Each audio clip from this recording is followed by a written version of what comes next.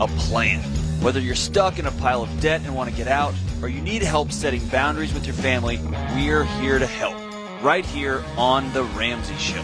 Tune in for The Ramsey Show every afternoon from 1 to 3 on AM 1160 WCCS and also on 101.1 FM. It is Indiana in the morning. It's WCCS 101.1 FM, AM 1160 and WCCSradio.com.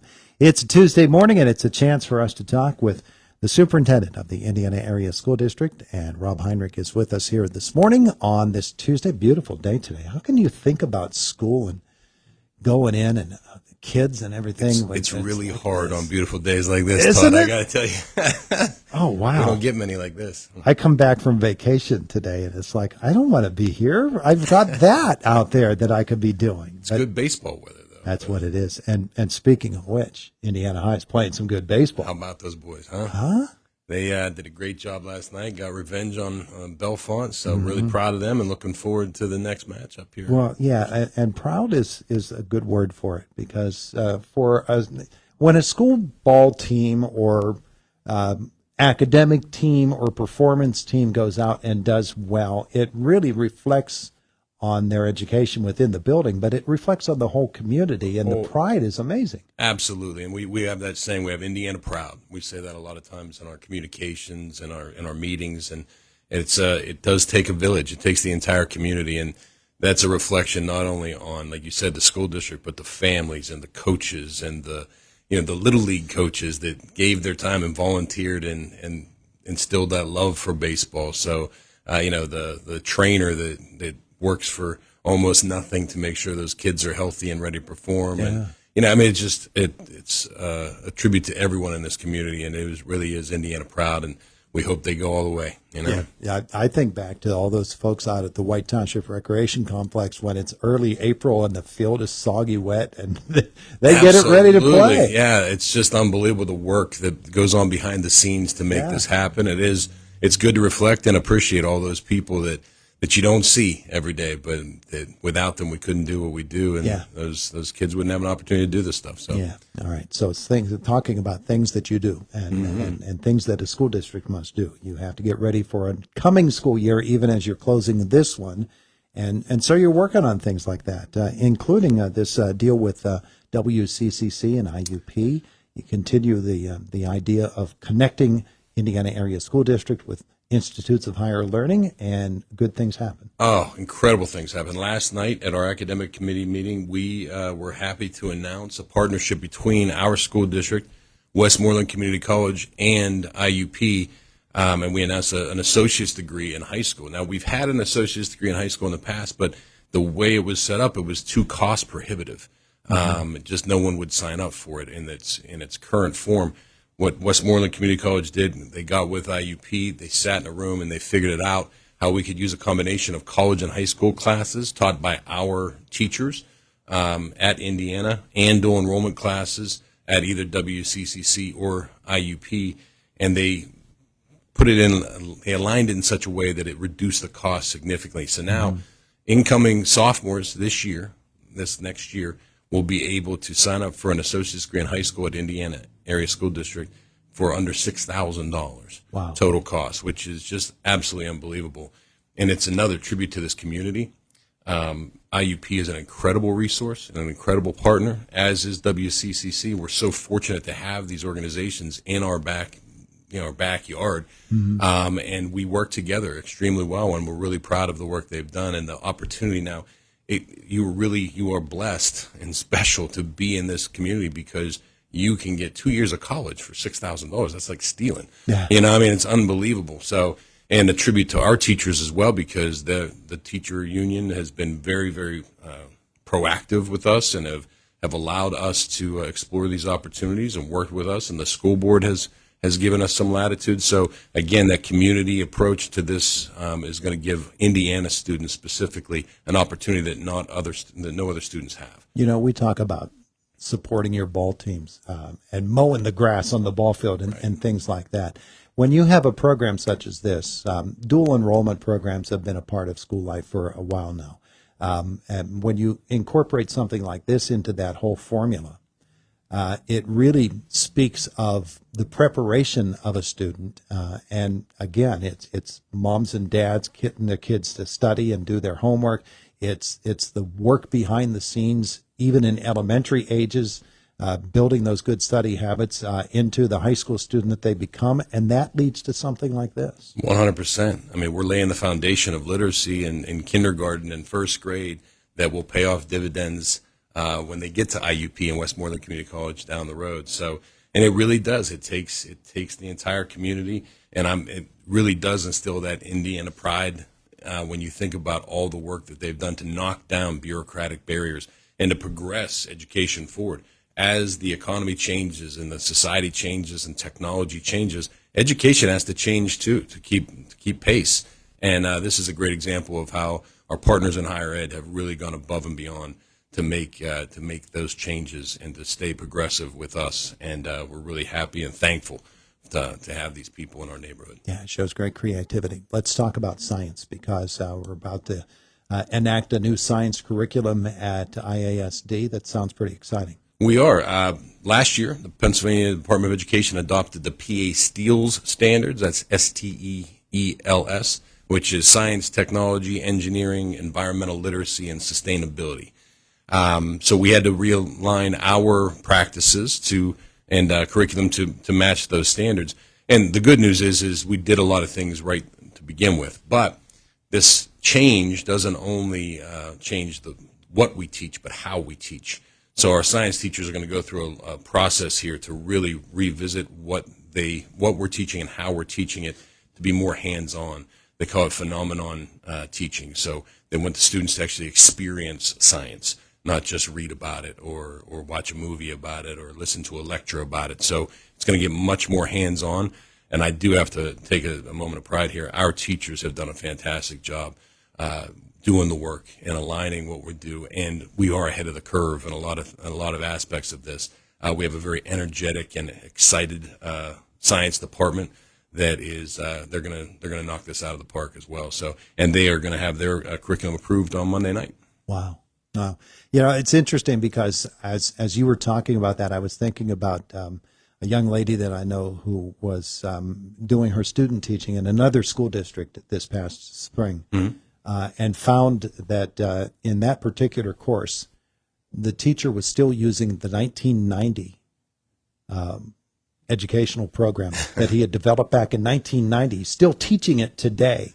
Well, I mean, it's a whole new world. It is, and we have a saying that programs don't teach kids, teachers teach kids, right? So, yeah. So teachers matter. So if you have older materials, as long as you're keeping the techniques fresh and making sure that nothing's out of date, you can make it work. But again, you got to progress, and I think our science team has done a great job staying current with the times, and kudos to the state too for making this move. I mean, with technology advancing so quickly, with AI advancements and stuff, we have to teach those kids like it's tomorrow. We can't prepare them for the future if we teach like it's the past. So we have to upgrade our approach and our materials. Yeah. All right. Speaking of progress and moving forward. Horace Mann, Eisenhower, two key decisions coming with your school. You're making progress on Eisenhower, Horace Mann, some decisions to be made. Absolutely, and they are connected. There's no doubt about that. So the progress on the Eisenhower project is moving along. We ran into some problems with some of the ground being more wet than they anticipated, so we had to do some change orders for that, but we were able to manage that recently. So that project remains on schedule, which we're very happy and proud of that work, and hope that continues. And related to that is this decision about Horace Mann. We had the 780 hearing a few months ago to talk about repurposing that building and whether or not our community should continue to keep that building in the school district and fund the maintenance and upkeep of that building, or if we should move in a different direction. We sent out a survey last week, or 2 weeks ago, that now closed last week. We had over 800 responses to that survey, so which is fantastic. Again, it speaks to the involvement and engagement of this community.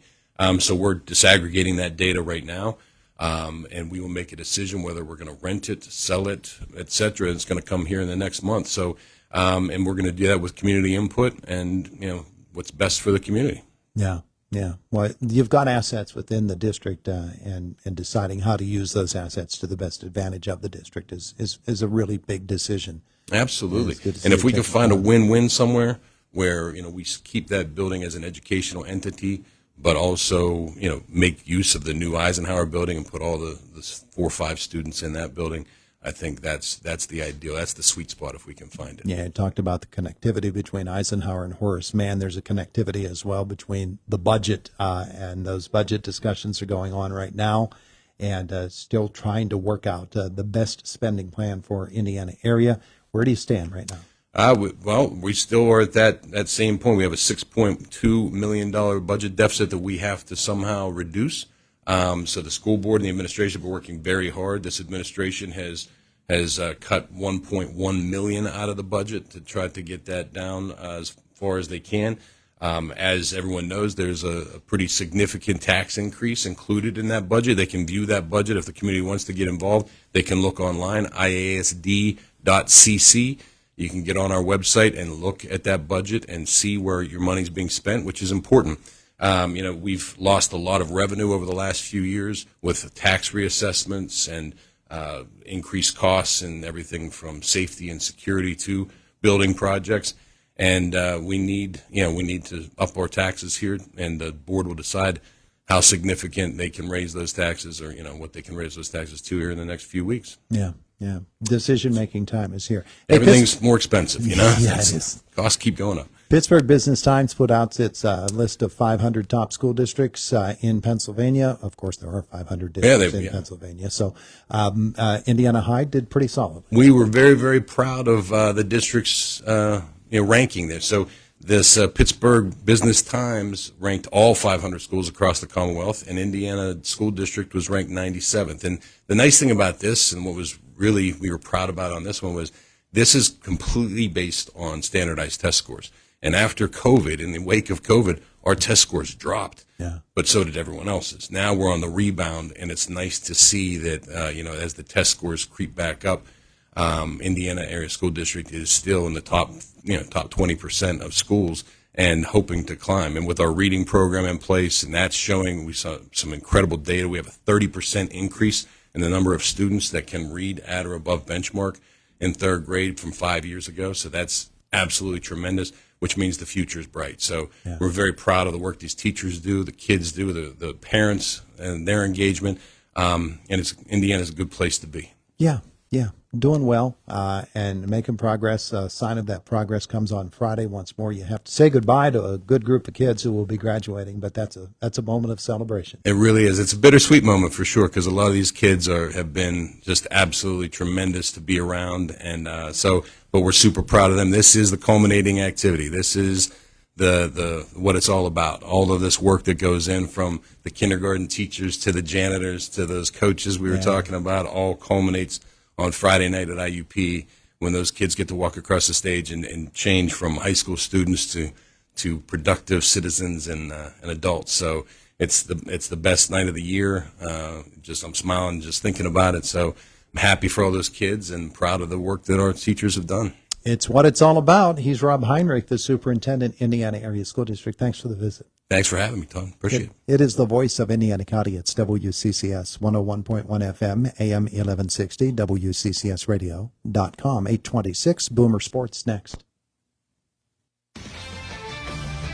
This is Boomer Esiason with Sports Minute, sponsored by Relief Factor, the natural way to fight pain. Today's birthday shout-out goes to Marquise Hollywood Brown. The 27-year-old should be a natural fit for Kansas City. So where did the nickname Hollywood come from? Well, that's when play-by-player Gus Johnson wasn't sure how to pronounce Brown's first name. He simply referred to him by his hometown, Hollywood, Florida. I'm Boomer Esiason.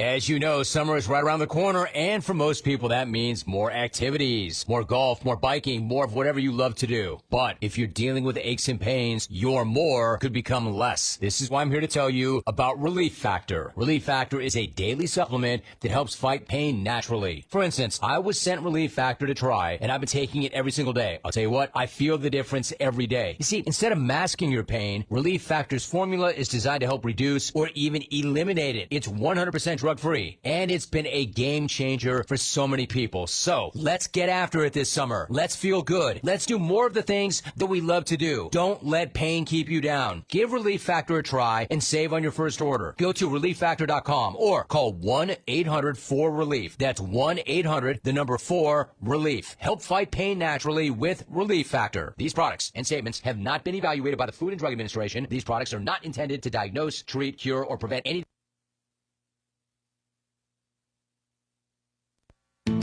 There is a new tool at the Indiana Regional Medical Center to help diagnose heart disease. It's called CT-derived fractional flow reserve, a very long name for a very helpful test that provides the highest non-invasive accuracy available to detect potential obstructions in your blood flow. Cardiologist Dr. Patrick Hickel says finding a problem early could help you manage it and avoid a major cardiac emergency. The good news is we have excellent medications now, better than we've ever had. And it's rare for us to have a cardiac patient where we don't have proven scientific medications that are going to help prevent cardiac events and even extend people's lives. Heart disease is the leading cause of death for adults in the United States. So get out ahead of it. See your primary care physician regularly, and rest assured IRMC Cardiology is always here for you. IRMC. Better health, better life. Joe Buck and John Smoltz welcoming you back to the City Center Convenience Mart. Uh-oh. She's looking at the cigarettes, but she just grabs the gum off the counter. Stand Up to Cancer and Rally want you to reduce your risk for cancer. Go to takeahealthystand.org. Diamond Drugs is proud to offer Dispil multi-dose medication packaging